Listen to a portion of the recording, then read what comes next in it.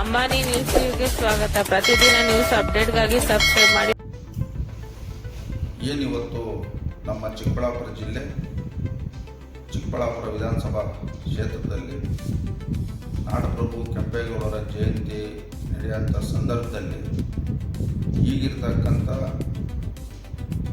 ಹಾಲಿ ಶಾಸಕರು, ಕಾಂಗ್ರೆಸ್ ಪಕ್ಷದ ಹಾಲಿ ಶಾಸಕರು ನಿನ್ನೆ ನಡೆದಂಥ ಒಂದು ಘಟನೆ ಇವತ್ತು ಇಡೀ ಭಾರತ ದೇಶದಲ್ಲಿ ಎಲ್ಲ ಜನಪ್ರತಿನಿಧಿಗಳು, ಶಾಸಕರುಗಳು, ಸಂಸದರುಗಳು, ಎಲ್ಲ ಜನಪ್ರತಿನಿಧಿಗಳು ತಲೆ ತಗ್ಸಂಥ ಕೆಲಸ ಆಗಿತ್ತು.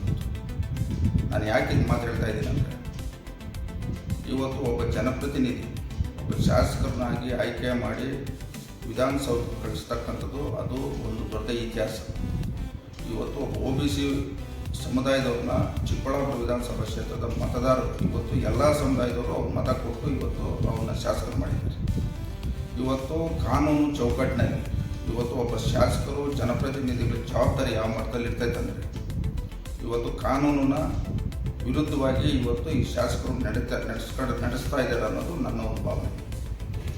ಏನಿವತ್ತು ಕಾನೂನು ಇವತ್ತು ಪ್ರತಿಯೊಬ್ಬರಿಗೂ ಅಡಿಯಲ್ಲಿ ಇವತ್ತು ನಾವು ಕೆಲಸ ಮಾಡಬೇಕು. ಕಾನೂನು ಅಡಿಯಲ್ಲಿ ನಾವು ಪ್ರತಿಯೊಬ್ಬರು ಜನಪ್ರತಿನಿಧಿಗಳು ಕೆಲಸ ಮಾಡಬೇಕು.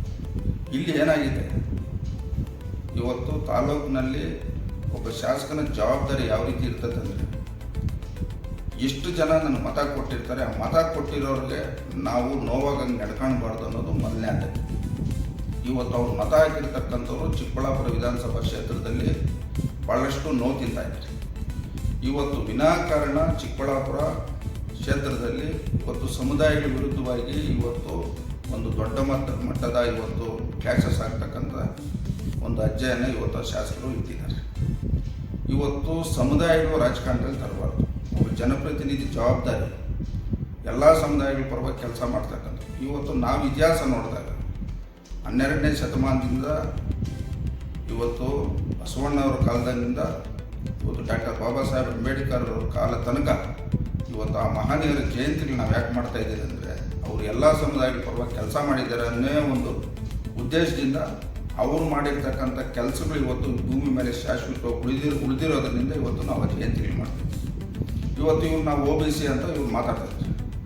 ನಾವು OBC ನಾವು ಅಷ್ಟು ಇವತ್ತು ಈ ರೀತಿ ನಡೆಸ್ಕೊತಾ ಇದ್ದೀವಿ.